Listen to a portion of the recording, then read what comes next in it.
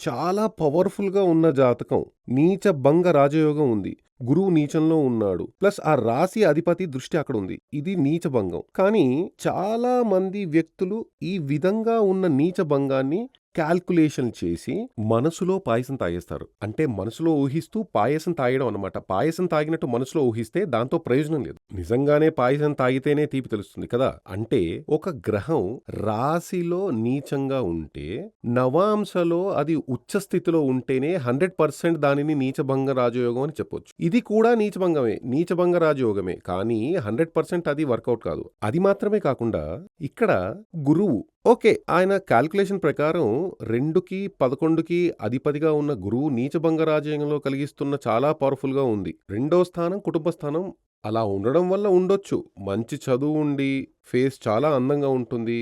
ఫిజికల్‌గా చాలా అందంగా ఉంటాడు. సరే అదంతా ఓకే.